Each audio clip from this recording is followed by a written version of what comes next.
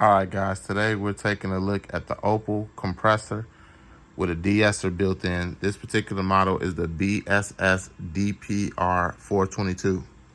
Now, if you know about this audio world we're in, you've probably heard of Opal, more so the DPR 402, where they have plug-in emulations of this compressor. This compressor is similar, and I get questions on, would something like this even be worth it, or would it just be better to have a software compressor? Now, in my humble opinion, when it comes to compression, I do not believe that the software is quite as full as this, right? Something like this is going to give you an immediate sound, and it's going to be thicker and fuller. It's going to be more 3D, if that's the right word. Something like this is going to have extra dimensions to it when you're dealing with this, right? So, yes, there's a place for software. Software is great. I'm not speaking against it, especially if it's the right brands and the right algorithm, especially if you're dealing with vectorial plugins. It gets real. But this right here, no, this right here is going to give you immediacy. And the thing about using something like this is going to be, okay, you want to get to it fast. Not only is the sound more 3D, when you're tracking and you're listening to yourself live with the headphones, you want to play this game. This is what you want to do. You want to have a hardware compressor, and you want to play with things of this quality and higher. Now, this is a 2-channel. It has a built-in de-esser. You got your ratio, your threshold, your attack, your release, your gain, your makeup gain, right? And you just punch it in for 1, punch it in for 2, or you can have them both punched in. You have a stereo link option here. But yeah, this right here, this is going to get you where you're going fast. Software is cool, you know what I mean? But this right here is going to get you in the game right now. Like, you put this in, you put your vocals through here, run it from your preamp into this, maybe add another compressor afterwards. Your vocals is going to be about 70% there. And if you know how to set it up right, if you're in the right room, it may be 85, 90% there. When you're using something like this, man, you could just go straight in, bro. You could just jump straight into the studio session. You're going to cut over that instrumental unless it's gained wrong. If you can't cut over the instrumental using something like this, that means that you need to learn how to do gain staging. But if the gain is set correctly, this right here is just going to save you a lot of time. That's pretty much what you're dealing with. When you're dealing with hardware, you're going to lose space. It's going to take space. It's going to be more wires, cords, less of that streamlined, minimalistic look for sure. You're going to lose that unless you have some great cable management, a nice size room, and you can make a way to make everything look minimalistic. You're going to lose that.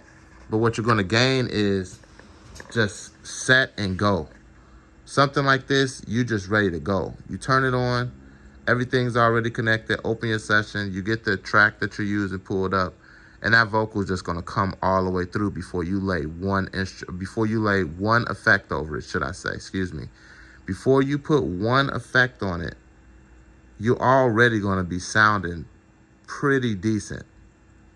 So that's the hardware game. When you're playing with hardware, me personally, I got tracks where if I wanted to, I didn't have to put any plugins on it at all, right? A lot of my tracks, outside of auto-tune, there is no plugin. I may put one extra compressor on it, maybe. That's a maybe and a sometime, and I don't have to do it. It's just me nitpicking. You know what I mean? But in a software stage, a lot of times, man, depending on what type of genre of music you're using. You know what I'm saying? If you're making some modern day hip hop, you may just throw some auto tune on it, but that'll be it. Your sessions be a lot lighter when you have pieces like this and better. And the more hardware pieces you have, the less plugins you have to use.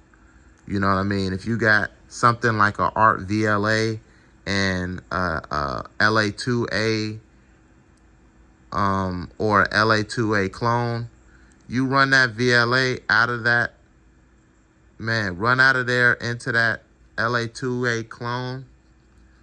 Come out of a preamp first, of course. You're going to want to have a good preamp. If you can do a 1073, you're really cooking with grease. 1073, come out of that T at 1073 into VLA, and come out of that VLA into a LA2A. Out of the LA2A into the input of your interface, man, you are on your way. You are on your way, especially if you can come out of that interface and come into a 2-channel compressor that's of decent quality. Your whole mix is on a different level. It's going to be more 3D. It's going to be more full. Everything is going to be like a veil was lifted off of it in comparison to you just running directly into your interface and using plugins. I promise you. Plugins have their place. This is not a beat down plugin video. I use plugins. I love plugins. Plugins have their place. But analog, it has its place, man. And there's no doubt about it. There's no arguing it. Analog has its place. And something like this is an affordable piece of analog right here. This isn't going to set you back, you know, $2,500, $1,500. You could probably get this thing for under $300. I will recommend it. If you can't find this, get an Art VLA 2. I will recommend that. Go in there, switch the tubes out of that Art. If you can't, use it stock. It's going to be a noticeable difference from being in the box. Trust and believe that, right?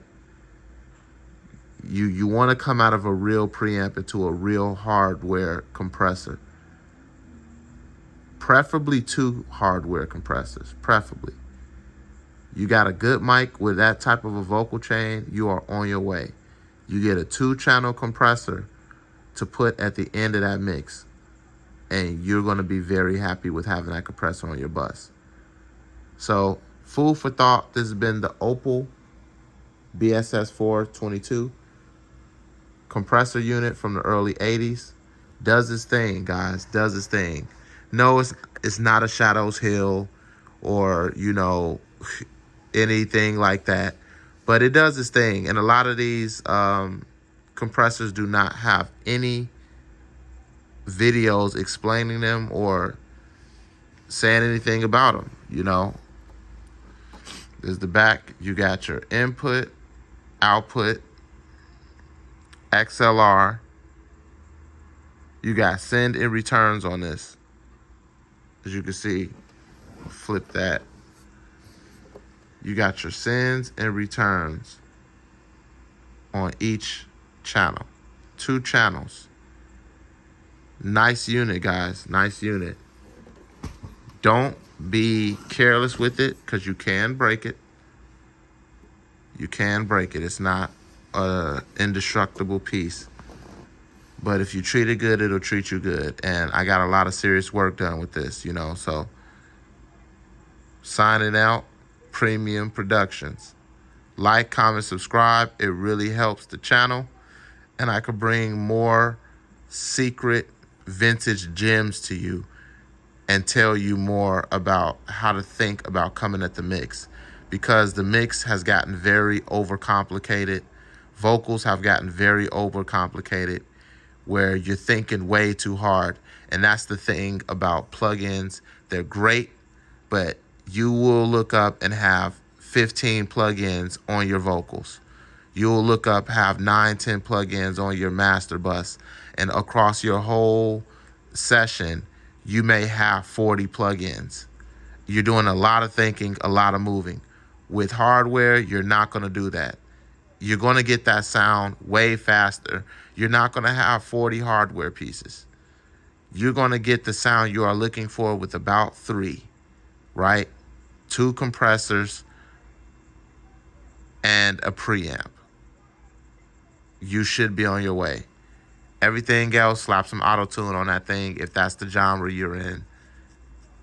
You may do a little EQ in the box, right? It gets easier, you know, especially if you have the budget to get a mastering EQ to put at the end of your chain. A lot of you guys could get away with hi-fi equipment. That's for another video. There's ways around spending $3,000, $4,000, $5,000, $6,000, $7,000, $8,000, $9,000, $10,000 on a mastering EQ. You could take it back to the 70s and get some very serious hi-fi equalizers meant for home consumption, meant for home entertainment, but they were built wire to wire, and they will definitely compete and a lot of times surpass equalizers that cost $5,000. And you could get your hand on some of these pieces for $500, under $1,000. So keep that in mind. We're going to touch on that. That's a whole new topic. Premium Productions, please stop what you're doing. Like, comment, and subscribe. And I got more of these secret gems coming for you. We're going to unlock your mind and unlock the mix. Stay tuned, guys. Appreciate you. Take care.